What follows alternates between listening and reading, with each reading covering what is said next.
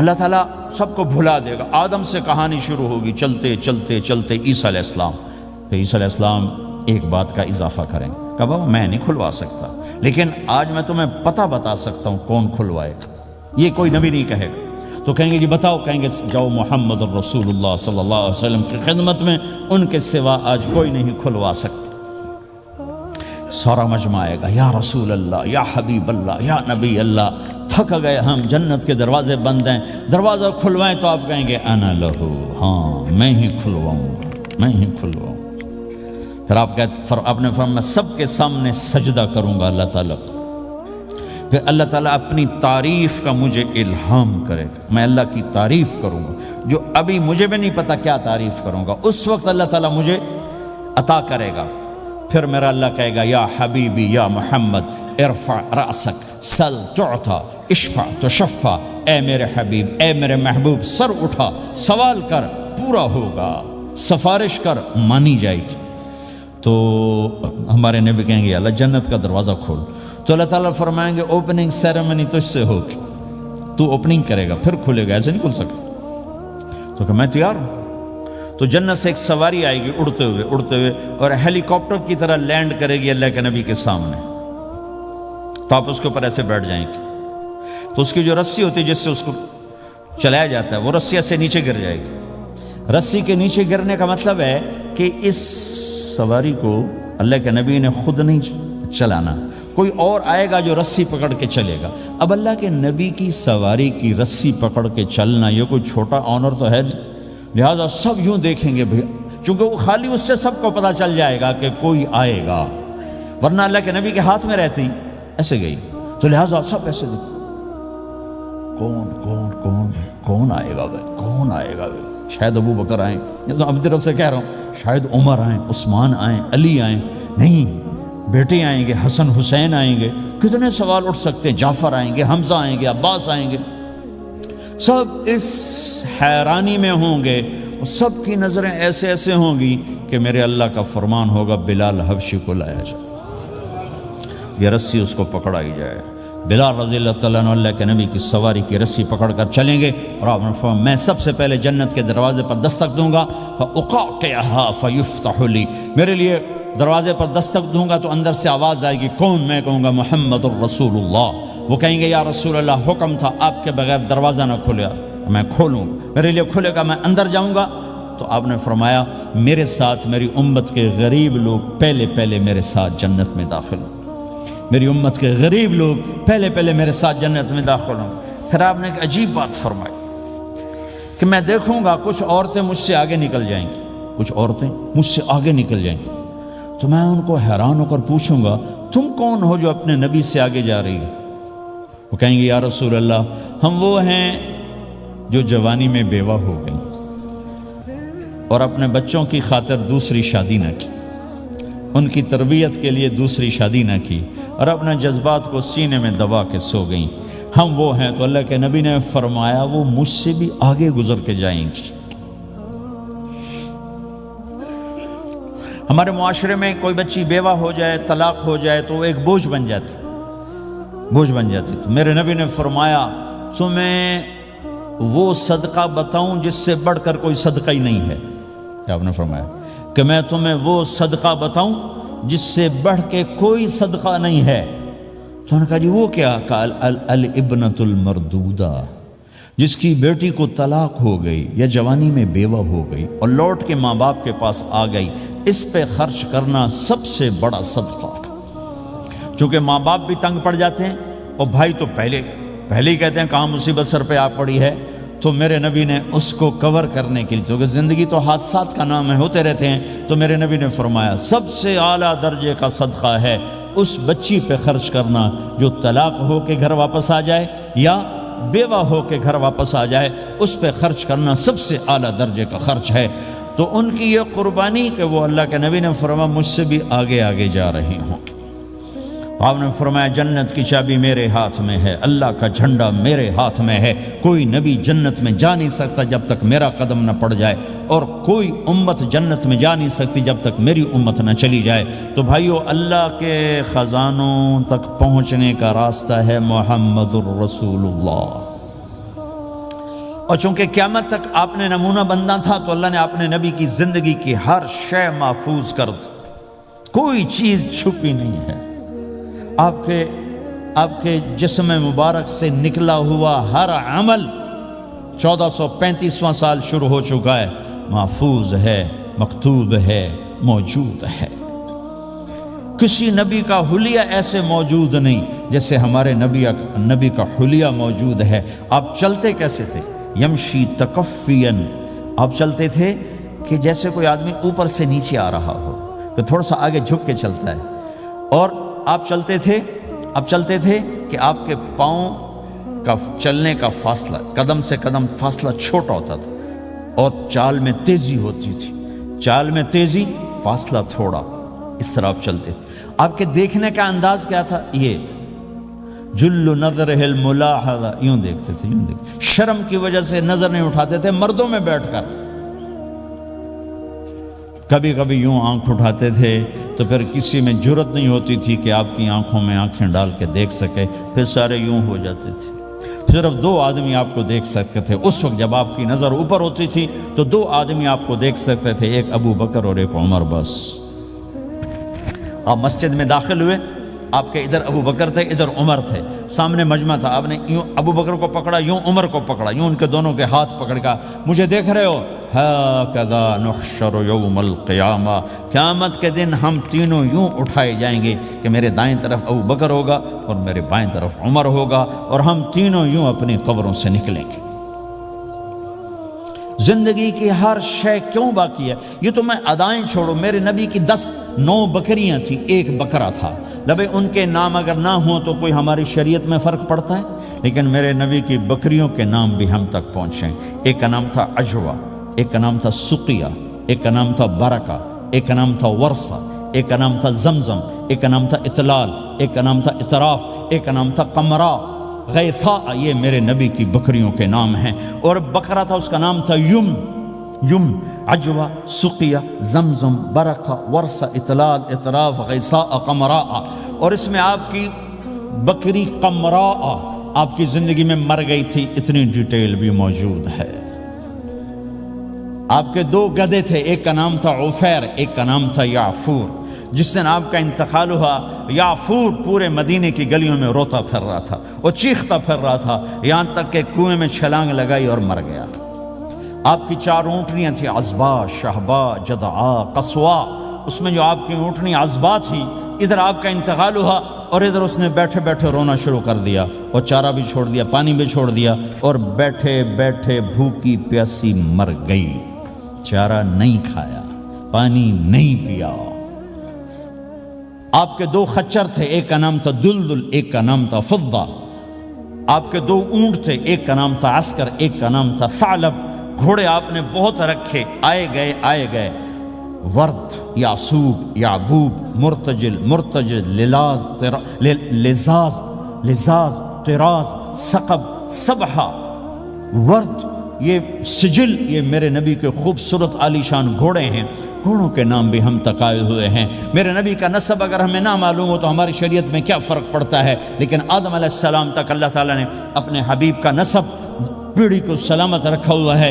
محمد بن عبداللہ بن عبد المطلب بن ہاشم بن عبد مناف بن قصی بن club بن مرہ بن کعب بن لوی بن غالب بن فہر بن مالک بن نضر بن کنانہ بن خزیمہ بن مدرکہ بن الیاس بن mother بن نزار بن معد بن عدنان بن اود بن حمیصہ بن سلامان بن عوز بن بوز بن قموال بن ابی بن عوام بن ناشد بن حزا بن بلداس بن یدلاف بن طابخ بن جاحم بن ناحش بن ماخی بن عیفی بن عبقر بن عبید بن الدعاء بن حمدان بن سنبر بن یثربی بن یحزن بن یلحن بن ارعوا بن عید بن زیشان بن عیسر بن اقناد بن ایہام بن مقصر بن ناحد بن زار بن سمی بن مزی بن عوض بن عرام بن قیدار بن اسماعیل بن ابراہیم بن آذر بن ناحور بن سروج بن رعو بن فائج بن عابر بن ارفخشاد بن سام بن نوح بن لامک بن متوشال بن ادریس بن یرد بن ملحلیل بن قینان بن آنوش بن شیسر بن آدم علیہ السلام۔ اللہ کا اعلان ہے، جہاں رہو اللہ کے نبی کے طریقوں کو پکڑ کے رہو۔ اللہ تعالیٰ تک پہنچنے کا بس ایک ہی راستہ ہے، ایک ہی راستہ ہے، ایک ہی راستہ ہے۔ وہ ہے جناب رسول اللہ صلی اللہ تعالی علیہ وسلم کی مبارک زندگی۔ نقل مار لو، نقل مارنے سے پاس ہو نہیں جاتے لوگ۔ ہمارے انڈیا پاکستان میں خوب نقل چلتی ہے، وہ نقل لگاتے ہیں پاس ہو جاتے ہیں۔ میں بھی ذمہ داروں کی اولاد، پڑھنے کا شوق نہیں تھا، ہمیشہ نقل مار کے ہی پاس ہوئے، کیونکہ پڑھنے کا شوق ہی نہیں تھا۔ ماں باپ نے ڈنڈا چڑھا دیا کہ ڈاکٹر بنانا ہے، ڈاکٹر بنانا ہے، ڈاکٹر بنانا۔ مجھے کبھی زندگی بھر شوق نہیں ہوا کہ میں نے ڈاکٹر بننا۔ بھائیو، اپنے نبی کی نقل اتار لو، اللہ پاس کر دے گا۔ اس نے ایک چنا ہے جس کو حبیب بنایا ہے، 10,000 سال کا پروسیس ہوا اور اس میں سے محمد مصطفیٰ صلی اللہ علیہ وسلم کی ہستی کو وجود ملا۔ آپ کو آنے میں اتنا زمانہ چاہیے تھا کہ اعلیٰ سے اعلیٰ چیز کے بننے میں دیر لگتی ہے، تو کائنات 10,000 سال گھومی اور تب جا کر میرے حبیب مصطفیٰ صلی اللہ تعالی علیہ وسلم کو اللہ تعالیٰ نے وجود بخشا۔ سب سے عالی نسب، سب سے عالی خاندان، سب سے عالی صفات۔ اب اللہ کے خزانوں سے لینے کا راستہ پاؤنڈ نہیں، ڈالر نہیں ہے، تجارت نہیں ہے۔ اللہ سے لینے کا راستہ میرے نبی کا طریقہ ہے، تجارت میں ہو، زراعت میں ہو، جاب میں ہو، کھیتی باڑی میں ہو۔ میرے نبی کا طریقہ ایک مسجد کا ہے، نماز، 5 وقت کی نماز، یہ میرے نبی کی آنکھوں کی ٹھنڈک ہے۔ 5 وقت کی نماز اس امت کی شان پہچان ہے، اور اللہ تعالیٰ نے پہلی امتوں پر اتنی بڑی مشقت ڈالی کہ ان کی نماز مسجد کے علاوہ کہیں نہیں ہوتی تھی، مسجد میں ہی ہوتی تھی۔ ہمارے لیے کتنی آسانی کر دی، جاب میں ہے، مصلی بچھا، نماز پڑھ۔ چلو مصلی بھی کوئی نہیں، زمین دیکھ، اس پر کوئی گندگی تو کوئی نہیں ہے، بس زمین بھی تیرے لیے پاک ہے، چل نماز پڑھ۔ اور آسانی کر دی، پانی کوئی نہیں ہے، کوئی بات نہیں، مٹی میں ہاتھ مار، منہ پہ مل، پھر ایک ہاتھ مار، یوں کر، چل نماز پڑھ، میں تیری قبول کروں گا۔ یہ کسی امت کے ساتھ یہ نہیں ہوا، انہیں وضو ہی کرنا تھا چاہے پانی 50 میل پر موجود ہو، اور ہمارے لیے پانی کوئی نہیں ہے، چلو تیمم، مٹی میں ہاتھ ہمارا یوں کیا، پھر ہاتھ ہمارا ایک یوں کیا، ایک یوں کیا، چل بھائی اللہ اکبر، قبول۔ عمار بن یاسر رضی اللہ تعالیٰ عنہ سفر میں تھے، ان کو نہانے کی ضرورت ہو گئی، نائٹ فال ہو گیا، تو انہوں نے سوچا کہ ویسے تو آدمی کو وضو کی ضرورت ہوتی ہے تو خالی منہ پہ ہاتھ مارا اور یوں کونیوں تک، لیکن مجھے تو غسل کی ضرورت ہے، تو خالی اس سے تو کافی نہیں ہوگا۔ تو انہوں نے کپڑے اتارے، اکیلے تھے، ریت کے اوپر کبھی یوں لیٹے، کبھی یوں لیٹے، کبھی یوں لیٹے، 3-4 دفعہ یوں اور یوں رول ہوتے ہوتے پھر انہوں نے نماز پڑھی۔ آئے اللہ کے نبی کے بارگاہ میں، یا رسول اللہ مجھے رات کو نہانے کی ضرورت پڑ گئی، تو میں نے کہا وضو کے لیے تو خالی یہ 2 دفعہ کرنا کافی ہے، تو یہ تو نہانا تھا، تو میں تو ریت میں خوب رول ہوتا رہا۔ میرے نبی نے انما یکفیک ضربتان، ارے سیدھے بندے عمار، اس کے لیے بھی اتنا ہی کافی تھا کہ تو یوں کرتا اور یوں کرتا اور تو پاک ہو جاتا۔ اللہ نے اس نبی کے طفیل، اس محبوب مصطفیٰ صلی اللہ علیہ وسلم کے طفیل، اللہ نے کیا کیا سہولتیں اور آسانیاں ہمیں عطا فرمائیں۔ پھر نماز 4 کی 2 رکعت کر دی کہ بھئی تم مسافر ہو 2 پڑھو، روزے میں سفر میں روزہ معاف کر دیا، بعد میں رکھ لینا، بعد میں رکھ لینا، قضا کرنے کا حکم، بالکل چھوڑنے کا نہیں۔ اور کہا کہ بھائی مریض ہو چھوڑ دو، مسافر ہو چھوڑ دو، اور نماز 2 رکعت کر دو، سنتیں چھوڑ دو۔ ابن عمر رضی اللہ تعالیٰ عنہ بیٹھے تھے، تو انہوں نے 2 رکعت پڑھ کے بیٹھ گئے، تو ان کے خادم نے کہا سنتیں نفل نہیں پڑھو گے؟ کہا اگر پڑھنا تو 4 فرض پڑھتا میں، میرے اللہ نے معافی دے دی تو میں کیوں پڑھوں؟ میرے نبی نے سفر میں سنتیں نہیں پڑھی کبھی، اپنی امت کو سہولت دینے، فجر کی سنتیں 2 پڑھتے تھے، اس کے علاوہ سنتیں نہیں پڑھی تاکہ میری امت کو سہولت ہو، آسانی ہو۔ ایک دفعہ بارش ہو رہی تھی اور کوئی جگہ نہیں تھی نماز پڑھنے کے لیے، تو آپ نے اپنی اونٹنی کو آگے کیا اور اس پر بیٹھ گئے، بیٹھے ہی تھے، پیچھے صحابہ نے اونٹنیوں پر ہی صفیں بنائیں، اور یہ نماز اونٹنی پہ بیٹھ کر ادا کی گئی۔ بارش کے اندر نماز اونٹنی کے اوپر نماز بھی ہو گئی، رکوع بھی ہو گیا، سجدہ بھی ہو گیا، سلام بھی ہو گیا۔ پہلی امتوں کے لیے نہیں تھا، سجدہ ہی کرنا پڑے گا۔ یہ اللہ کے محبوب مصطفیٰ صلی اللہ تعالی علیہ وسلم کی طفیل، میرے اللہ نے ہم پہ فضل و احسان کیا، تو میرے نبی کی زندگی میں عبادات میں نماز سب سے اعلیٰ نظر آتی ہے، سب سے نمایاں نظر آتی ہے۔ اور پھر بازار میں، گھر میں، دفتر میں، ماحول میں میرے نبی کے اخلاق یہ زندگی کا دوسرا روشن پہلو ہے۔ میرے نبی کی ساری زندگی دو لفظوں میں آتی ہے، عبادت اخلاق، عبادت اخلاق، یا دو اور لفظ، حقوق اللہ حقوق العباد، حقوق اللہ حقوق العباد۔ حقوق اللہ میں نماز سب سے اعلیٰ، اور حقوق العباد میں لوگوں کی برداشت کرنا، لوگوں سے درگزر کرنا، معاف کرنا، جھوٹ سے بچنا، دھوکے سے بچنا۔ میرے نبی سے پوچھا گیا یا رسول اللہ مسلمان کنجوس ہو سکتا ہے؟ ہم نے کہا ہو سکتا ہے۔ یا رسول اللہ مسلمان کمزور ہو سکتا ہے، بزدل ہو سکتا ہے، ڈرپوک ہو سکتا ہے؟ آپ نے کہا ہو سکتا ہے۔ یا رسول اللہ مسلمان جھوٹ بول سکتا ہے؟ آپ نے کہا نہیں، جھوٹ نہیں بول سکتا، جھوٹ نہیں بول سکتا۔ ہے میرے نبی نے فرمایا میرا امتی ہر گناہ کر سکتا ہے پر ایک جھوٹ نہیں بولے گا، ایک دھوکہ نہیں دے گا۔ لیکن پوری دنیا میں سب سے زیادہ جھوٹ بولنے والا اور دھوکہ دینے والا وہ اس امت کا فرد بن چکا ہے۔ سب سے زیادہ دھوکہ دینے والے ہم بن گئے، سب سے زیادہ جھوٹ بولنے والے ہم بن گئے۔ اور میرے نبی نے فرمایا تھا کہ مسلمان جھوٹ نہیں بولتا، دھوکہ نہیں دیتا، ہر گناہ کر سکتا ہے، جھوٹ نہیں بولے گا، دھوکہ نہیں دے گا۔ یہ میرے نبی کی زندگی کا دوسرا پہلو ہے کہ سچائی پہ جمو۔ چند پیسے بچانے کے لیے جھوٹ بولنا، ٹیکس بچانے کے لیے جھوٹ بولنا، کتنے پاؤنڈ بچا لو گے؟ ادھر تمہارے سامنے سچ روشن کھڑا ہوا ہے۔ میرے نبی نے کہا الصدق ینجی والکذب یہلک۔ ادھر جھوٹ کھڑا ہے، ادھر جھوٹ کے ساتھ 4 پاؤنڈ بچیں گے، ادھر سچ کے ساتھ اللہ ملے گا، لے لو جو لینا ہے لے لو۔ ہاں، الا لعنت اللہ علی الکاذبین، جھوٹوں پہ اللہ کی لعنت۔ اس لعنت کے ساتھ 400 پاؤنڈ بچا لیے، 4000 بچا لیے، 4 ملین بچا لیے، 4 بلین بچا لیے، 4 ٹریلین بچا لیے، ساری دنیا کو بچا لیا، اور اوپر اللہ کی لعنت پڑی تو اللہ کی قسم گھاٹے کا سودا ہے۔ اور سچے ہو گئے، سچ بولا، یہ میں 100 پاؤنڈ کماتا ہوں، لے لو جو لینا ہے اس میں سے، یہ میں 1000 پاؤنڈ کماتا ہوں، لے لو جو لینا ہے، یہ میں 50,000 پاؤنڈ کماتا ہوں، لے لو جو لینا ہے، کہ مسلمان کی زبان سے جھوٹ نہیں نکلتا، سچ ہی بولتا ہے۔ آپ تشریف لے جا رہے ہیں، ایک آواز ہے یا رسول اللہ، آپ نے یوں دیکھا کوئی نظر نہیں آیا، پھر آواز ہے یا رسول اللہ، تو آپ نے دیکھا کہ ہرنی ڈیئر چھوٹی وہ کھڑی ہوئی رسی میں بندھی، تو آپ نے کہا کیا ہوا؟ کہا جی آپ کا صحابی مجھے پکڑ کے لایا ہے، میرے چھوٹے چھوٹے بچے بھوک سے رو رہے ہوں گے، آپ مجھے چھوڑ دیں، میں بچوں کو دودھ پلا کے واپس آ جاتا، مجھے پتا ہے میرے اللہ کی تقدیر میرے بارے میں کیا ہے۔ تو آپ نے کہا اگر تو واپس نہ آئی تو پھر؟ تو اس نے کہا مجھے اللہ جہنم میں ڈال دے۔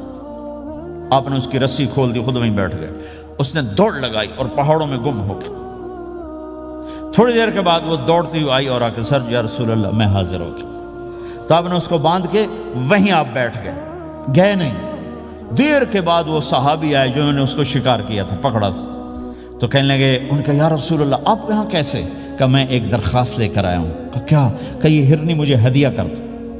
کہ یا رسول اللہ سب کچھ آپ کا ہے، کہ بس یہ ہدیہ کر دو۔ کہ یا رسول اللہ حاضر۔ تو آپ نے اس کو لے کر رسی اس کی گردن سے نکالی کہ جا بچی اپنے بچوں کے پاس جا کے خوشی منا، سچ نجات دیتا ہے اور جھوٹ ہلاک کرتا ہے۔ ایک ہرنی جان کی بازی کھیل گئی سچ بولنے کے لیے، تم چند پونڈوں پہ جھوٹ بولتے ہو، ایمان کو برباد کر کے رکھ دیتے ہو۔ مسلمان جھوٹ نہیں بولتا، مسلمان دھوکہ نہیں دیتا، مسلمان کی زبان سے سخت بول نہیں نکلتا، کسی کو بے عزت نہیں کرتا، کسی کو کی بے اکرامی نہیں کرتا، کسی کا دل نہیں توڑتا، کسی کو ذلیل نہیں کرتا، خود سہتا ہے، اوروں کو خوشیاں دیتا ہے، خود دکھ سہتا ہے، اوروں کو راحت دیتا ہے، خود تکلیف سہتا ہے۔ یہ میرے نبی کے اخلاق ہیں، یہ میرے نبی کی زندگی ہے، اور یہ اسلام کا سب سے بڑا چیپٹر ہے اور سب سے مشکل چیپٹر ہے۔ جب میرے نبی نے لمبی نمازیں پڑھی تو اللہ نے روک دیا کہ میرے حبیب ما انزلنا علیک القرآن لتشقى، اتنی لمبی نماز نہ پڑھ کے تو تھک جائے۔ میرے نبی نے تبلیغ میں زور دکھایا تو اللہ نے روک دیا فَلْتَذْهَبْ نَفْسُكَ عَلَيْهِمْ حَسَرَاتٍ، میرے نبی اتنا غم نہ کر کے آپ خود ہی آہیں بھرتے بھرتے آپ مر جائیں۔ میرے نبی نے مال سارا خرچ کیا، اللہ نے اس سے بھی روک دیا، وَلَا تَبْسُطْهَا كُلَّ الْبَسْطِ فَتَقْعُدَ مَلُومًا مَحْسُورًا، اتنا خرچ نہ کریں کہ آپ خود پھر دکھی ہو کے بیٹھ جائیں۔ خرچ کرنا بہت بڑا عمل، تبلیغ سب سے سارے عملوں کا سردار عمل، تبلیغ سے بڑا کوئی کام ہوتا تو اللہ نبیوں کو دیتا، اگر تبلیغ سے بڑھ کر کوئی کام ہوتا تو اللہ نبیوں کو دیتا، گشت سے بڑھ کر کوئی محنت ہوتی تو اللہ نبیوں کو دیتا۔ 950 سال نوح علیہ السلام گشتی کر رہے ہیں، اور اللہ کی مان لو، اللہ کی مان لو، اتنا عظیم عمل کا میرے نبی درمیانہ نماز سب سے بڑی عبادت، میرے نبی درمیانہ کام، لیکن جب میرے نبی نے اخلاق اچھے کیے، دشمن کو معاف کرنا۔ لیکن ایک آدمی آپ سوئے ہوئے تھے، آپ کی تلوار لٹکی تھی، ایک آدمی آیا، اس نے آپ کی تلوار اتاری اور یوں ہماری پسلی میں، آپ اٹھ کے بیٹھ گئے، اب وہ قتل کے ارادے کے لیے آ چکا ہے اور تلوار یہاں ہے، کہتا من یمنعک منی، اب بول تمہیں کون بچائے گا؟ تو آپ نے مسکراتے ہوئے کہا اللہ، تو اس کے ہاتھ سے تلوار گر پڑی، تو آپ نے اٹھا لی، آپ نے یوں سیدھی کی، اب تو بچا، تجھے کون بچائے گا؟ وہ کہنے لگا مجھے تو ہی بچائے گا، وہ تو اللہ کو جانتا نہیں تھا، کہا بابا مجھے تو ہی بچائے گا۔ تو آپ کہتے ہیں اس کا سر اڑا دو، یہ نبی کو قتل کرنے آیا ہے۔ میرے نبی نے فرمایا کلمہ پڑھتے ہو؟ کہا نہیں پڑھتا۔ کہا جاؤ معاف کیا۔ یہ میرے نبی کے اخلاق ہیں۔ 20 سال جنہوں نے قتل کے منصوبے بنائے، مکہ والے، جب آپ مکہ میں فاتحانہ داخل ہوئے، ابو سفیان سب سے زیادہ آپ کو دکھ پہنچانے والوں میں پیش تو آپ نے ابو سفیان کو عزت دی، جو ابو سفیان کے گھر میں داخل ہوگا اس کو کچھ نہیں کہا جائے گا۔ آپ تو ابو سفیان کو بلا کے سولی پہ لٹکاتے، اور آپ کہہ رہے ہیں جو ابو سفیان کے گھر میں جائے گا اسے کچھ نہیں کہا جائے گا، جو بیت اللہ میں ہوگا اسے کچھ نہیں کہا جائے گا۔ سارا مکہ سامنے، آپ یوں بیت اللہ کا دروازے پر یوں دونوں ہاتھ ایسے ٹکا کے کھڑے تھے، پھر آپ نے کہا میں کیا کروں گا اب تمہارے ساتھ؟ تو سہیل بن عمر نے کہا آپ کریم ہیں، کریم کے بیٹے ہیں، تو آپ نے کہا جاؤ میں نے معاف کیا۔ یہ اخلاق آج مٹ چکے ہیں، مردوں سے، عورتوں سے، علم والوں سے، خانقاہ والوں سے، تبلیغ والوں سے، سب زیرو ہوئے پڑے ہیں۔ جب تک یہ اخلاق زندہ نہیں ہوتے، اسلامی زندگی قائم نہیں ہو سکتی، اسلامی معاشرت قائم نہیں ہو سکتی، اور دین دو چیزوں سے آگے پھیلتا ہے، ایک دعوت اور ایک اخلاق۔ دعوت اور اخلاق، دعوت نہیں ہوگی تو اخلاق وہیں پڑے رہ جائیں گے، اخلاق نہیں ہوں گے تو دعوت کوئی قبول نہیں کرے گا۔ میرے نبی نے کتنے معجزے دکھائے مکے میں، نہیں کلمہ پڑھا۔ بدر میں ان کے 70 مارے گئے، فرشتوں کو دیکھا، جبریل کے گھوڑے کی آواز سنی، کلمہ نہیں پڑھا۔ خندق میں شکست ہوئی، کلمہ نہیں پڑھا۔ پانی نکلتے دیکھا انگلیوں سے، کلمہ نہیں پڑھا۔ ایک بکرے کا ایک بازو پکایا، ایک بازو بکرے کا، ایک اگلا جو بازو ہوتا، اور 40 آدمیوں نے کھانا کھایا اور ایک بوٹی کم نہیں ہوئی، کلمہ نہیں پڑھا۔ لیکن جب میرے نبی نے کہا جاؤ معاف کیا تو سارے ہی کلمہ پڑھ گئے کہ واقعہ یہ اخلاق نبی کے ہو سکتے۔ حنین کی جنگ میں جب بھاگے لوگ، شکست ہوئی، تو ایک صحابی کا بھاگتے ہوئے پاؤں ہمارے نبی کے پاؤں پر آیا، اور جوتا سخت تھا، تو آپ نے کہا اوجعتنی، اور آپ کے ہاتھ میں چھڑی تھی، آپ نے اس کو یوں ماری، کہا اوجعتنی، ارے تو نے مجھے کتنا زیادہ درد پہنچایا، دکھ پہنچایا۔ وہ بیچارے پگھل کے رہ گئے اور پریشان ہو گئے، اور فرماتے ہیں سارا دن میں پریشان، ساری رات پریشان کہ اللہ کے نبی کو میں نے تکلیف پہنچائی، اب میرا کیا بنے گا؟ اگلا دن ہوا تو اعلان ہو رہا تھا بھائی جس کا پاؤں نبی کے پاؤں پہ آیا تھا اس کو اللہ کے نبی بلا رہے ہیں۔ تو صحابی کہنے لگے میں نے سمجھا بس اب میری تو دنیا بھی گئی اور آخرت بھی گئی، اب میرے اوپر کیس بنے گا اور مجھے ڈانٹ ڈپٹ بھی ہوگی، میرا کتنا بڑا گھاٹا نقصان ہوگا۔ یہ حاضر ہوئے ڈرتے ڈرتے، تو آپ نے فرمایا میرے بھائی کل میں نے تمہیں چھڑی ماری تھی، وہ مجھے معاف کر دینا، اور یہ 80 اونٹ تمہیں ہدیہ دیتا ہوں، 80 کیملز یعنی 80 پراڈو، 80 رینج روور کا یہ میری طرف سے تمہیں ہدیہ ہے۔ وہ حیران پریشان، یہ میرے نبی کے اخلاق ہیں، یہ میرے نبی کے اخلاق ہیں۔ کانٹے بچھانے والی نے 4 دن آنا چھوڑ دیا، بیمار ہو گئی تھی، تو آپ نے کہا کیا بات ہے، وہ ہمارے راستے میں اب کانٹے کوئی نہیں ہیں؟ کہا جی وہ بیمار پڑی ہے جو کانٹے بچھاتے تھے، تو آپ اس کے گھر چلے گئے۔ ماں جی خیریت تو ہے، آپ ٹھیک تو ہیں؟ کہا بیٹا مجھے کلمہ پڑھا دے، بس تیرے اخلاق نے مجھے فتح کر لیا ہے۔ میرے بھائیوں، یہ چیپٹر بھول چکے ہیں، بھول چکے ہیں، بھول چکے ہیں۔ جب تک یہ چیپٹر زندہ نہیں ہوگا، زندگی اسلامی نہیں بنے گی، معاشرہ اسلامی نہیں بنے گا، اور آگے قوموں کے لیے اسلام کا دروازہ نہیں کھلے گا۔ ہمیں معاف کرنا آتا ہو، ہمیں گالی دینے والے کو دعا دینا آتا ہو، غیبت کرنے والے کی تعریف آتی ہو، اور غیبت کرنے سے، غیبت سننے سے اپنے آپ کو ایسے بچاؤ جیسے زہر سے بچا دو، اسے آگ سے بچاتے ہو۔ ایک دوسرے کو نفرت کا بول نہ بولو، ورنہ ساری زندگی تباہ و برباد ہو جائے گی۔ میرے رب کی قسم، میرے نبی نے کہا ایک زبان کا بول انسان بولتا ہے اور جہنم کی گہرائیوں میں گر جاتا ہے، اور ایک زبان کا بول انسان بولتا ہے اور جنت کے درجات پر چڑھ جاتا ہے۔ یہ زبان بہت طاقتور چیز ہے، میں ہر بیان میں اس کو دہرا رہا ہوں کہ جتنا یہ عمل ختم ہو چکا ہے، اتنا کوئی عمل بھی نہیں ختم ہوا ہے۔ میرے نبی نے فرمایا معاذ تمہیں سارے دین کا خلاصہ بتاؤں؟ معاذ الا انبئک بملاک ھذا کلہ، میں تمہیں پورے دین کا خلاصہ بتاؤں؟ کون معاذ؟ کون معاذ جس کے ہاتھ میں علماء کا جھنڈا ہوگا؟ کون معاذ؟ میں ابھی مئی میں ان کے اردن اجتماع میں گیا، آگے ان کے اربد میں گئے، آگے وہاں ان کا مقبرہ ہے 18 کلومیٹر۔ میں گیا، کمرے میں داخل ہوا تو سارا کمرہ خوشبو سے مہک رہا تھا، اور مجھے ایک شخص نے بتایا یہ خوشبو 24 گھنٹے یہاں آتی رہتی ہے۔ جن کو 18 ہجری میں انتقال ہوا، 1417 سال ہو گئے مرے ہوئے، اور قبر سے خوشبو آ رہی، خوشبو آ رہی، خوشبو آ رہی۔ اس آدمی کو سمجھایا کیسے اور بتایا کیا؟ معاذ تمہیں سارے دین کا خلاصہ بتاؤں؟ کہا جی بتائیں۔ تو آپ نے یوں کیا، اپنی زبان نکالی اور اس کو پکڑا انگلی سے، پھینکا، کف ھذا، معاذ اس زبان پہ قابو پا جا، یہ پورا دین ہے۔ یہ زبان آج کھل گئی ہے، کھل گئی ہے۔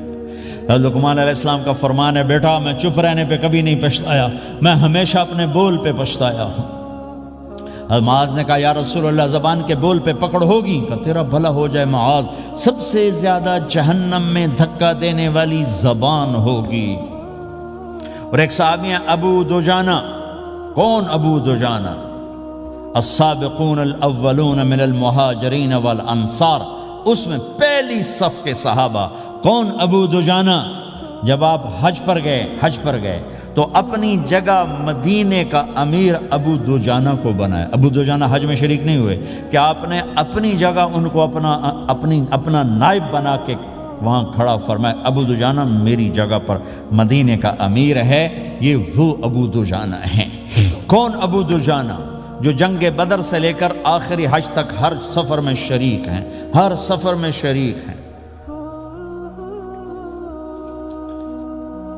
ان کی ایک بات میں بتانا چاہتا ہوں، پہلے تھوڑی سی ان کی ہسٹری بتانا چاہتا ہوں۔ کون ابو دجانہ؟ احد کی جنگ میں آپ نے تلوار اٹھائی، کہ اس تلوار کو کون لے گا؟ کئی صحابہ کھڑے ہو گئے۔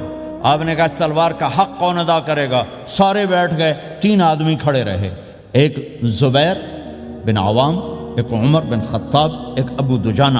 ان کا نام ہے سماک بن خرشنہ، سماک بن خرشنہ ان کا نام ابو دجانہ سے مشہور ہے۔ تو آپ نے تلوار نہ عمر کو دی، نہ زبیر کو دی، ابو دجانہ کو دی تھی۔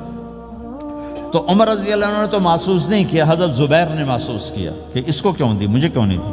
میں مہاجرین میں سے ہوں، میں پھوپھی کا بیٹا ہوں، میں اس سے دلیری میں کم نہیں ہوں۔ بلکہ حضرت زبیر کی دلیری کی تو دھاک تھی، جدھر سلوار چلتی تھی کاٹتی چلی جاتی تھی، کہنے کہ میں دیکھوں گا یہ کیا کرتا ہے۔ تو ابو دجانہ کے پیچھے پیچھے زبیر ہو لیے۔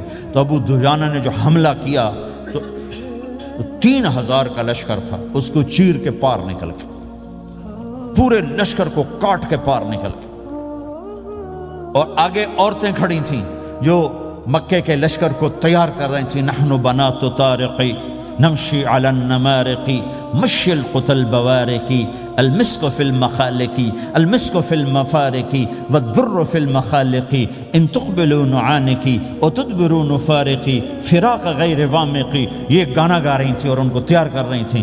تو جب ابو دجانہ کی تلوار نظر آئی تو سب بھاگی، ہندا پکڑی گئی تو آپ نے یوں اپنی تلوار ہندا کے سر پر رکھی، انہوں نے چیخ ماری، تلوار ہٹا لی۔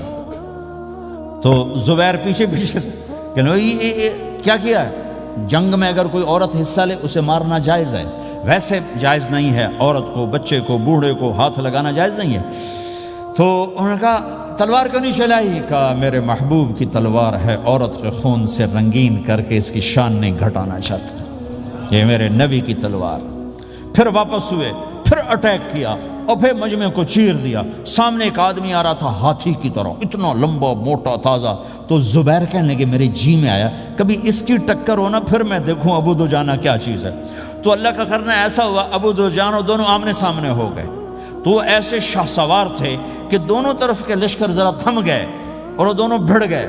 ابو دجانہ کے اپنے جوہر، اس پہلوان کے اپنے جوہر، غبار اٹھا، مٹی اٹھی، اور اس کی اپنی طاقت، ان کی اپنی طاقت، انہوں نے ابو دجانہ کو اس نے زخمی کر دیا۔ ابو دجانہ نے جو جوش میں آ کے ماری تلوار، اس کو لگی یہاں، تو اتنی طاقت سے لگی کہ اس کے نیچے اتر کر 2 ٹکڑوں میں تقسیم کر دی، یوں ماری تو ایک حصہ ادھر ایک حصہ۔ پھر یوں دیکھا اور اپنے چہرے سے لوہی کی ٹوپی اتاری، کما ترا انا ابو دجانہ، کیا دیکھ رہے ہو؟ میں ہوں ابو دجانہ، تلوار صحیح لی ہے میں نے، غلط نہیں لی، یہ ابو دجانہ ہیں۔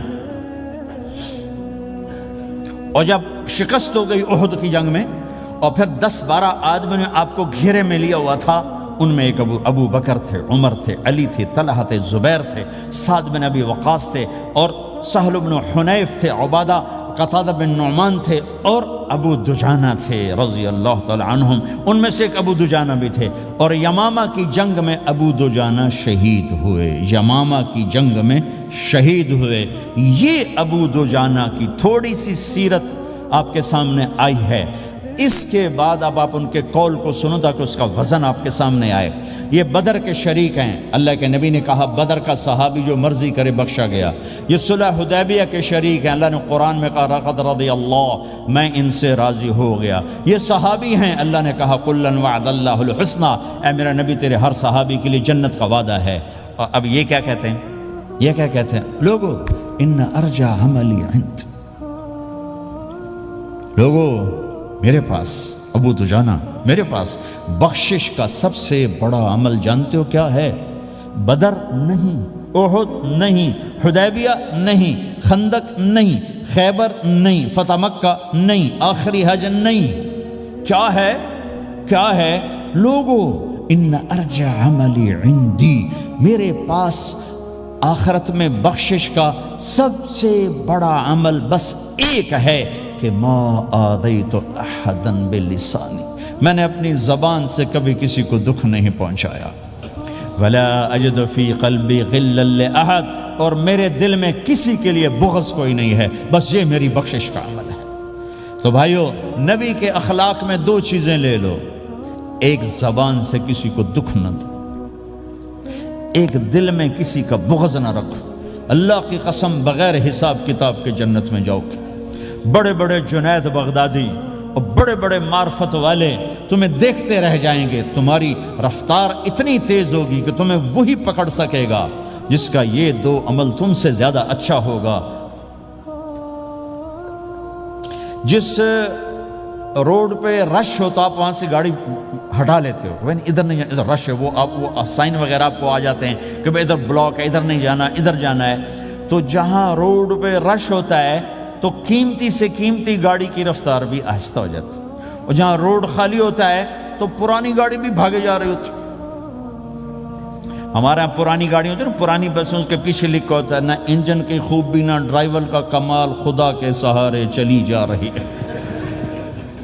اور جس کے پاس ایسی گاڑی ہو، نہ انجن کی خوبی نہ ڈرائیور کا کمال، تو اگر اس کو روڈ خالی مل جائے تو وہ تو مرسیڈیز والے سے پہلے پہنچے گا، رینج روور والے سے پہلے پہنچے گا، بینٹلی والے سے پہلے پہنچے گا، رولز رائس والے سے پہلے پہنچے گا، جو وہ تو پھنسی کھڑی اور اس کا روڈ ہی خالی ہے۔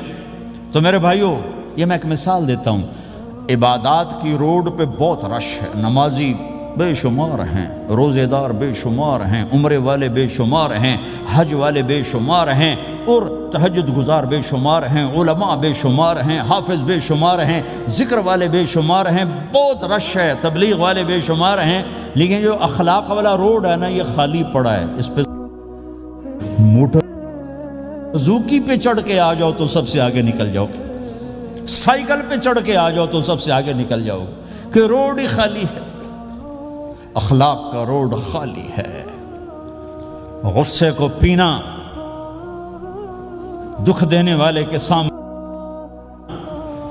درد دینے والے کو خوشیاں دینا، گالی دینے والے کو دعا دینا، کرو تو صحیح۔ میرے رب کی قسم اس میں وہ لذت ہے، وہ لذت ہے کہ ساری دنیا کی لذتیں تمہیں بھول جائیں گی اگر یہ لذت تمہیں مل گئی۔ پی جا ایام کی تلخی کو بھی ہنس کے ناصر، غم کے سہنے میں بھی قدرت نے مزہ رکھا ہے۔ اپنے لہو کے گھونٹ پی، زخم پہ زخم کھا کے جی، آہ نہ کر لبوں کو سی، عشق ہے دل لگی نہیں، سینے پہ تیر کھائے جا، آگے قدم بڑھائے جا، یعنی زبان حال سے کہہ دے کہ ہاں ستائے جا۔ آج اخلاق کوئی نہیں ہے، میں تو روتا پھرتا ہوں۔ تبلیغ میں نکلو نکلو نکلو، خانقاہوں میں ذکر ذکر ذکر، اور مدرسوں میں فقہ فقہ فقہ۔ کوئی تو اس سبق کو بھی، یا اور بھی دکھ ہیں زمانے میں محبت کے سوا، راحتیں اور بھی ہیں وصل کی راحت کے سوا۔ جس دن امت کے اخلاق زندہ ہوئے آپ اسلام کی بہار دیکھو گے۔ اگر اپنے گھر میں خوشیاں لانا چاہتے ہو تو اللہ کی قسم بڑے گھر سے نہیں آئے گی، کوئی 5 لاکھ پاؤنڈ کی گاڑی سے خوشی نہیں آئے گی، کوئی بہت بڑا عالی شان بنگلہ بنانے سے خوشی نہیں آئے گی، تمہارے اخلاق سے گھر میں خوشی آئے گی۔ اگر بیوی کا سلوک تمہارے ساتھ اچھا ہے، تمہارا سلوک بیوی کے ساتھ اچھا ہے، اس گھر میں خوشی ہے۔ بیوی کا بول بدتمیز ہو تو خامند کی زندگی برباد، خامند کا بول بدتمیز ہو تو بیوی کی زندگی برباد، اولاد بد اخلاق ہو تو ماں باپ کی زندگی برباد، ماں باپ میں سختی ہو تو اولاد کی زندگی برباد، بھائی بھائی میں بول میں سختی ہو تو بھائی کی زندگی برباد، بہن بھائیوں میں سختی ہو تو بہن بھائی کی زندگی برباد، نیبر کے ساتھ سختی ہو تو نیبر کی زندگی برباد۔ میرے نبی نے فرمایا ما آمن بی من بات شبعان و جارہ جائع، وہ میرے اوپر ایمان لایا ہی نہیں جو خود پیٹ بھر کے کھائے اور پڑوسی بھوکا ہو۔ واللہ لا یؤمن، واللہ لا یؤمن، واللہ لا یؤمن، 3 دفعہ اللہ کی قسم ایمان والا نہیں، اللہ کی قسم ایمان والا نہیں، اللہ کی قسم ایمان والا نہیں۔ کون یا رسول اللہ؟ الذی لا یأمن جارہ بوائقہ، جو پڑوسیوں کو تنگ کرے وہ ایمان والا نہیں ہے۔ میرے بھائیوں،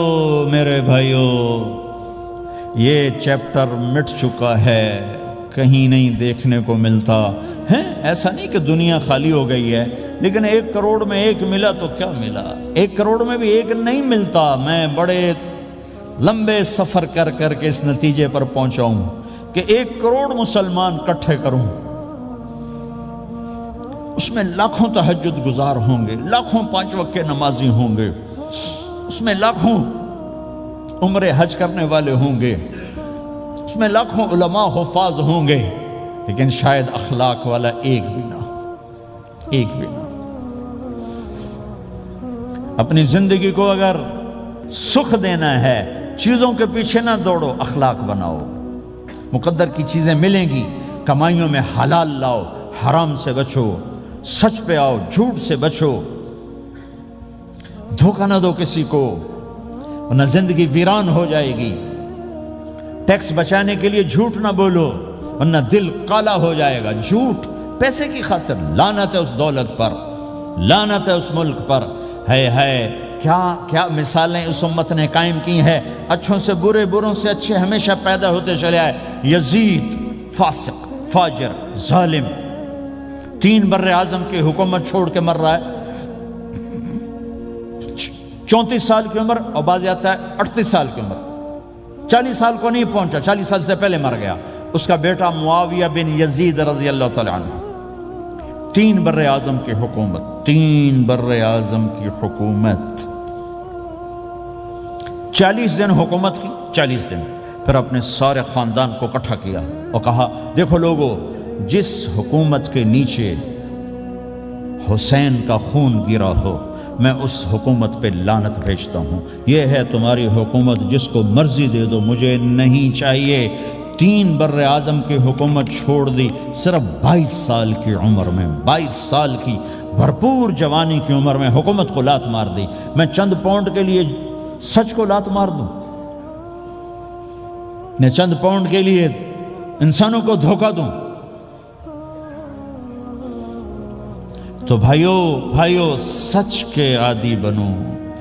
بڑا عالی خلق ہے سچ بولنا، بڑے عالی اخلاق ہیں لوگوں کو نفع پہنچانا، لوگوں کے سامنے میٹھا بنو، کڑواہٹ اندر رکھو، مٹھاس تقسیم کرو، پوری دنیا میں دین زندہ ہو۔ اس نقل و حرکت، یہ دعوت کی نقل و حرکت، میں بولٹن میں آج سے 31 سال پہلے بھی آیا تھا۔ 20 آدمی نہیں اکٹھے کر سکے تھے ہم، سارے دن کے گشتوں کے بعد۔ ایک گرجا مسجد تھا اس وقت، تو ہم کو 50 آدمی اکٹھے نہیں کر سکے تھے۔ آئیے ہزاروں کا مجمع ہے، اس کے پیچھے پتہ نہیں کتنی محنتیں ہوئی ہیں، تب جا کر یہ رنگ بنا ہے، اس ایک شکل بنی ہے، اس میں رنگ بھرنے کی ضرورت ہے، اور وہ ہے میرے نبی کے اخلاق، میرے نبی کی مبارک زندگی، جس میں درگزر، جس میں معاف کرنا، جس میں میٹھا بول، جس میں چھوٹا بن جانا اور دوسرے کو بڑا بنانا، جس میں سچ بولنا، جس میں دھوکے سے بچنا، یہ مسلمان کی شان ہے۔ تو ہمارے تو نوجوان یہاں کی لڑکیوں کو دھوکہ دیتے ہیں، پیپر بنانے کے لیے یہاں کی لڑکیوں سے شادی کرتے ہیں، ان کی زندگیاں برباد کر دیتے ہیں، اپنا ایمان خراب کرتے ہیں، ان کی زندگی خراب کرتے ہیں۔ مسلمان ہی دھوکے باز بن جائے تو لوگوں کو راہبری راہبر کون بنے گا؟ تو میرے بھائیو اللہ اس کے رسول کو ڈھونڈنے کے لیے یہ تبلیغ کی محنت ہے، در در پھرو، اور یہ 2 باتیں بن جائیں، ایک ہماری عبادات ٹھیک ہو جائے، ایک ہمارے اخلاق ٹھیک ہو جائے۔ اس کو لے کر جب ہم پھریں گے تو اللہ کے فضل سے ایک لہر چلے گی جو دنیا کے ہر آخری کونے تک پہنچے گی، ہر گھر کو اللہ تعالیٰ توحید کے نور سے روشن کر دے گا۔ اس کے لیے ہم وقت مانگتے ہیں کہ یہ ایک زندگی ہے جو میرے 1.25 گھنٹے کی تقریر سے 1.5 گھنٹے کی تقریر سے قابو میں نہیں آئے گی۔ اس کو سیکھنے کے لیے وقت مانگتے ہیں۔ نکلو میرے بھائیو، اور آج تک جو اللہ پاک کے ساتھ، اللہ کے رسول کے ساتھ کوئی جنگ کی، اس سے صلح کر لو، کسی سے لڑے ہوئے ہو فوراً صلح کر لو، اس کو بھی منا لو، اس سے بھی مان جاؤ، کسی سے روٹھے نہ رہو، کسی سے قطع تعلق نہ کرو، سب سے سلام کرو، دل کو صاف رکھو۔ ابو دجانہ جیسی ہستی فرماتے ہیں کہ میری بخشش کا عمل یہ ہے کہ زبان سے دکھ نہیں دیا، دل میں بغض کوئی نہیں، اور وہ کہتے ہیں یہ میرا سب سے بڑا عمل ہے۔ یہ اپنے نبی کے اخلاق میں 2 باتیں لے لیں، اس زبان سے کسی کو دکھ نہ پہنچے، دل میں کتنے ہی لوگ ستائیں، بغض نہ رکھو، صاف کرو، دھو دو، اور فرائض میں نماز چھوٹے نہیں، اور پھر اس کو لے کر یہ امت پھرے، چونکہ اس امت کا کام بیٹھنا نہیں ہے، اس امت کا اجتماعی جرم ہے کہ انہوں نے اللہ کے دین کے لیے پھرنا چھوڑ دیا، اس امت کی اجتماعی خطا ہے کہ انہوں نے اللہ کے پیغام کو آگے پہنچانا اس کو اپنا کام نہ سمجھا، اس کے لیے پھرنا چھوڑ دیا تو اپنے بھی ہاتھوں سے نکل گئے، پرائے تو پہلے ہی پرائے تھے۔ تو میرے بھائیو اس کے لیے نیت کرو، ارادے کرو۔ جو بھائی یہ تیار ہوں یہ دسمبر کے آخر تک، تو وہ کھڑے ہو کر ذرا اپنے ناموں کا اظہار فرما دیں، اور یہ جو چھٹیاں آ رہی یہ ساری چھٹیاں لگانے کے لیے جو نوجوان تیار ہوں وہ بھی کھڑے ہو کے اپنی شکلیں زیارت کروا دیں، اللہ بھی راضی ہو جائے، اللہ کا نبی بھی راضی ہو جائے، جلدی سے کھڑے ہو کر بتا دیں۔ فرمائیں جی، بولو بھائی۔ یہ چھٹیاں تو ماشاءاللہ ہوتی ہیں، اس میں نوجوانوں کو نکلنا چاہیے۔ اکثر نوجوان بیٹھے ہیں، اٹھو بھائی، جلدی فرمائیں بھائی، جلدی فرمائیں۔ ایسے نہیں ہوگا، پہلے 4 مہینے دینا پھر سنوں گا۔ بیٹھ جاؤ، یہاں سوال نہیں کیا جاتا بھائی، جلدی سے بتائیں بھائی، جلدی سے بتائیں بھائی۔ ان چھٹیوں میں کون نکلے گا اللہ کے راستے میں؟ ان چھٹیوں میں جو نوجوان تیاروں کھڑے ہو جائیں، ان چھٹیوں میں جو تیار ہیں چھٹیاں لگانے کے وہ کھڑے ہو جائیں، چھٹیاں اللہ کے راستے میں۔ ہاں بھائی فرمائیں جی، فرمائیں جی بھائی۔ اور آپ کے لیے آسان کر دیتا ہوں، آج کیا تاریخ ہے بھائی؟ 22 نومبر۔ اگلے سال 22 نومبر تک اللہ زندگی رکھے، جو بھائی چلے 4 مہینے کے لیے تیار ہوں وہ کھڑے ہو جائیں، 1 سال کے اندر 1 سال کے اندر انشاءاللہ ہم جائیں گے، وہ بھائی کھڑے ہو جائیں۔ 1 سال کے اندر انشاءاللہ ہم نے جانا ہے، ترتیب بنانی ہے، وہ کھڑے ہو جائیں۔ زندگی میں جو کہیں گے ہم نکلیں گے، وہ بھی کھڑے ہو جائیں۔ چلو سارے بیریئر ہٹا دیتا ہوں، لو بھائی سب کی تشکیل ہو، بیٹھ جاؤ بھائی، ماشاءاللہ بیٹھ جاؤ بھائی، بیٹھ جاؤ بھائی، بیٹھ جاؤ بھائی، ہاں بھائی بیٹھ جا میں دعا کرتے ہیں۔ دعا سے پہلے تھوڑی سی بات کرنا چاہتا ہوں، سن لیں پھر انشاءاللہ دعا کرتے ہیں۔ مسلمان کی زندگی چلتے پھرتے دعوت ہے، مسلمان کی زندگی چلتی پھرتی دعوت ہے۔ اگر اسلام ہماری زندگی میں ہو، عبادات ایسی چیزیں جو نظر نہیں آتی، اخلاق ایسے چیزیں جو چھپ نہیں سکتی۔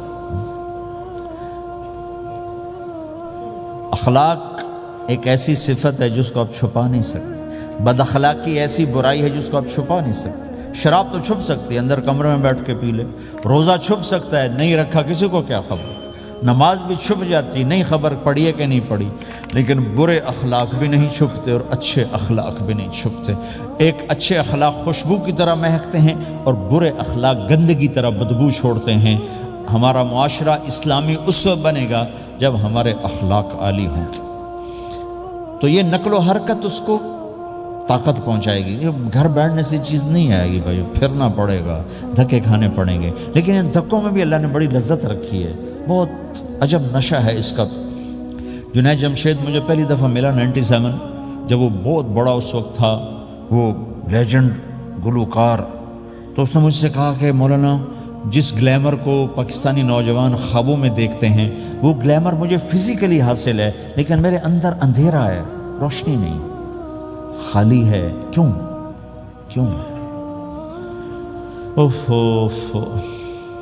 میں نے کہا تمہارے سیدھے گھٹنے میں درد ہو، تم الٹے گھٹنے میں دوا لگاؤ تو فائدہ ہوگا، کہنے کا نہیں۔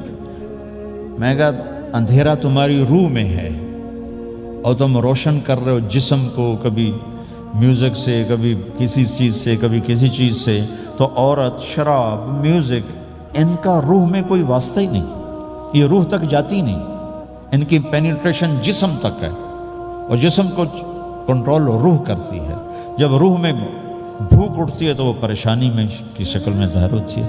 تم اللہ سے تعلق بنا لو، یہ سب کچھ ٹھیک ہو جائے گا۔ پھر جو اس نے 3 چیلے شروع کیے تو اس کا مجھے فون آیا، ہمارا ایک شہر ہے چھوٹا سا، زلزلے میں ختم ہو گیا تھا، بالا کوٹ، تو اس کا مجھے وہاں سے فون آیا کہ مولانا میں ایک پرانی مسجد میں ایک پھٹی ہوئی چٹائی پر لیٹا ہوا ہوں، اور جس سکون کو میں 5 سٹارز ہوٹل میں دیکھتا تھا، ڈھونڈتا تھا، وہ آج مجھے یہاں مل چکا ہے، اور مجھے یوں لگتا ہے میں ہوا میں اڑ جاؤں گا، میں ہوا میں اڑ جاؤں گا۔ کیا ہوا کہ اللہ سے تعلق بنا اور روح میں سکون آ گیا، ٹھنڈک آ گئی۔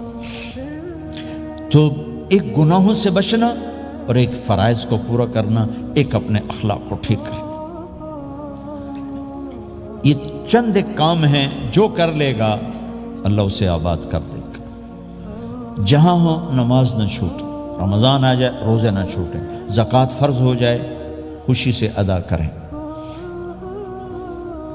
اپنی کمائیوں کو حلال پہ لائیں، غلط کاغذات سے، غلط پیپر سے، غلط ہیرا پھیری سے پیسہ نہ بنائیں، یہ پیسہ تباہی کے سوا کچھ نہیں لاتا۔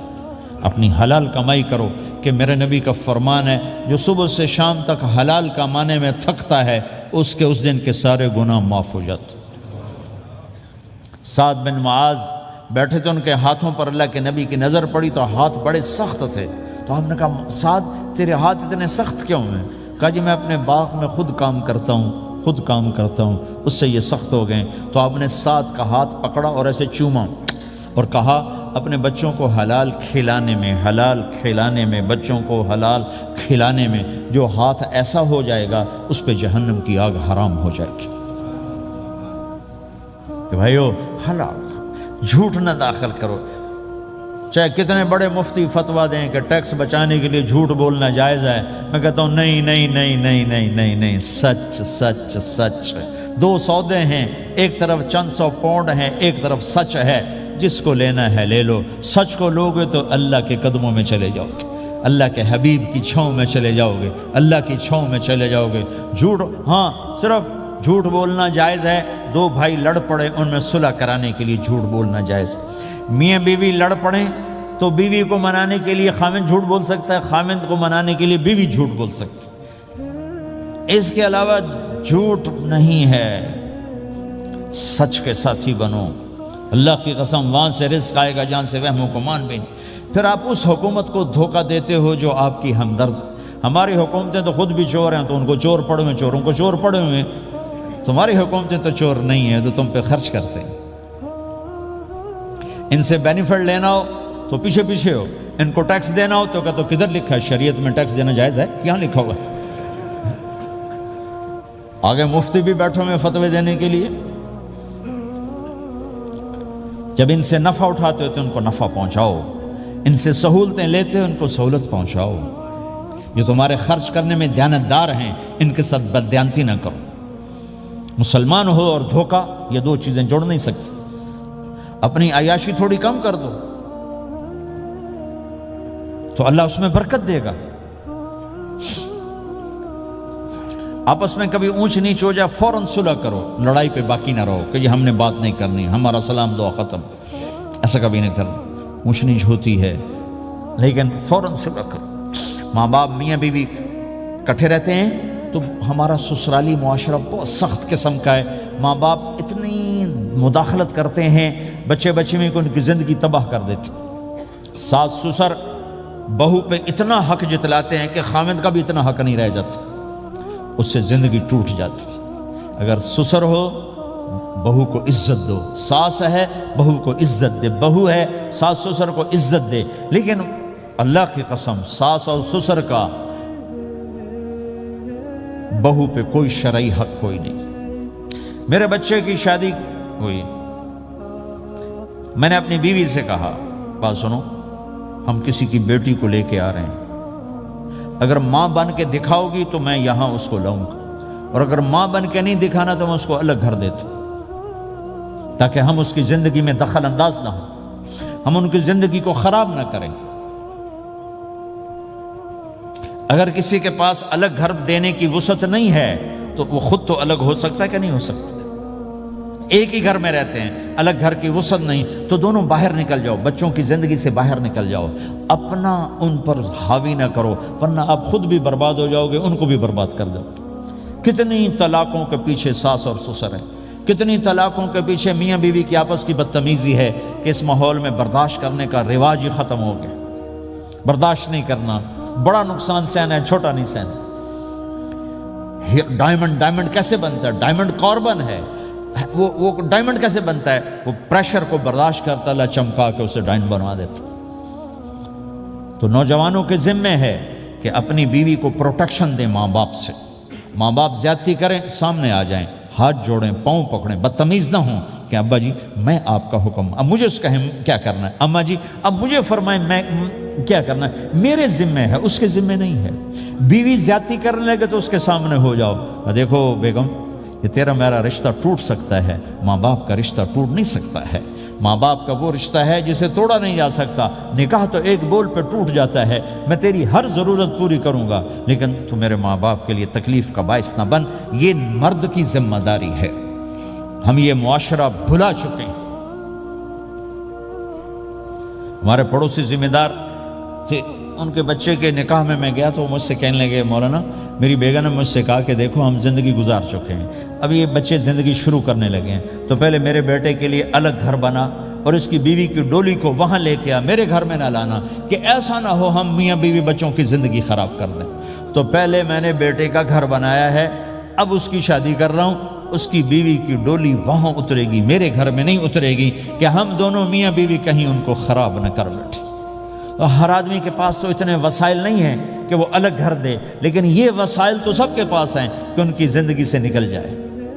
ہاں ان میں کوئی کھٹ پٹ ہو جائے تو صلح کرانے آئیں، لیکن ہوتا کیا ہے کہ لڑکے کے ماں باپ اپنے بیٹے کے حمایتی ہوتے ہیں، لڑکی کے ماں باپ اپنی بیٹی کے حمایتی ہوتے ہیں اور آپس میں جنگ شروع ہو جاتی، نہ یہ نیچے ہوتا ہے نہ وہ نیچے ہوتی۔ نئی شادی ہوتی، زندگی گزارنے کا پتہ نہیں ہوتا، ٹھوکریں کھاتے ہیں تو ان کو سنبھالنے کی ضرورت ہوتی ہے، لیکن ہوتا کیا ہے کہ ماں باپ اپنے بیٹے کے کان میں نہ بیوی کی شکایتیں لگاتے رہے، یہ کرتی ہے، یہ کرتی ہے، یہ کرتی ہے، اور وہ بچی کو اس کے ماں باپ کہتے رہے یہ کرتے ہیں، یہ کرتے ہیں، یہ کرتے ہیں۔ زبان پر ٹیپ لگا لو، تو آپ کی زندگی روشن ہو جائے گی، آپ کا جیون خوبصورت ہو جائے گا۔ اور کبھی اونچ نیچ ہو جائے تو معافی مانگو، فوراً معافی مانگو۔ میاں بیوی لڑ پڑیں اور پھر صلح کر لیں، تو اللہ کو یہ عمل اتنا پسند ہے کہ ان کی صلح پر پچھلے سارے گناہ ان کے معاف کر دیتے۔ قرآن کی ایک آیت اتری ہی میاں بیوی کی لڑائی پر تھی۔ ایک خامد اپنی بیوی پہ بڑے ناراض ہو گئے، مسجد میں بیٹھے بیٹھے انہوں نے نیت کی گھر جاؤں گا اور بیوی کی ٹھکائی کروں گا۔ یہ انہوں نے نیت کی ہے، مسجد میں بیٹھے بیٹھے نیت کی گھر جاؤں گا، میں انہوں چنگا لتر پھیرنا ہے۔ میرے اللہ تو آسمان زمین اللہ کے لیے تو سب برابر ہے دیکھنا۔ تو اللہ پاک نے اسی وقت قرآن اتارا، اسی وقت، یا ایھا الذین آمنوا ان من ازواجکم و اولادکم عدوا لکم فاحذروہم۔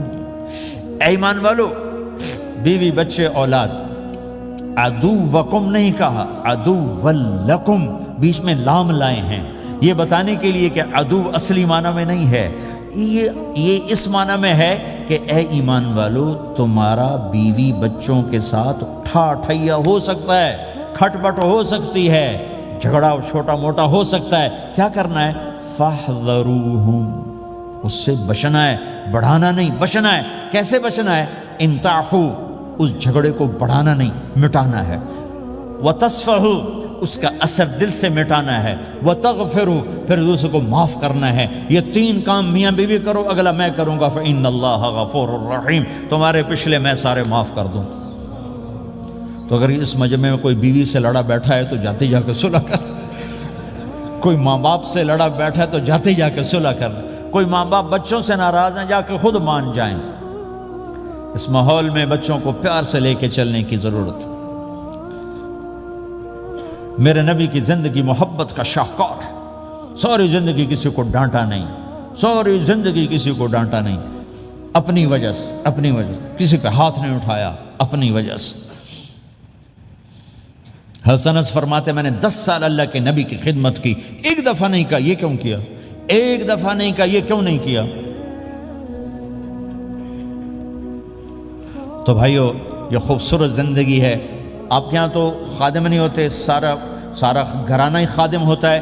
تو میں پاکستان میں ہوں تو میں اگلا چیپٹر بیان کرتا ہوں کہ نوکروں کے ساتھ بھی اچھا سلوک کرو۔ وہ یہاں ہے ہی نہیں، تو آپ پہ ہی بانڈے مانجنے، آپ پہ ہی ٹوائلٹ صاف کرنا ہے، آپ پہ ہی گڈی صاف کرنی، ڈرائیور بھی آپ پہ تھے، مالک بھی آپ پہ، پٹرول بھی آپ پہ پاؤ بھائی، چنگا انگلینڈ ہے، پٹرول بھی آپ پہ پاؤ، ہوا بھی آپ پہ بھرو۔ 2.5 لاکھ کی گاڑی یا ڈرائیور آپ پہ، ہماری 2.5 لاکھ پاؤنڈ کی، ہماری 2.5 لاکھ کی سزوکی ہوتی ہے، ہمارا نوکر بیٹھا گاڑی چلا رہا تھا۔ نوکر تو اللہ کی بڑی نعمت ہے، تم اس سے محروم ہو۔ کچھ اس کے فائدے بھی ہیں، کچھ نقصان بھی ہیں، لیکن فائدے زیادہ ہیں۔ السلام علیکم۔ اسلامی بیانات سننے کے لیے ہمارے یوٹیوب چینل فیتھ فل ہارٹ کو سبسکرائب کریں۔ جزاک اللہ خیر۔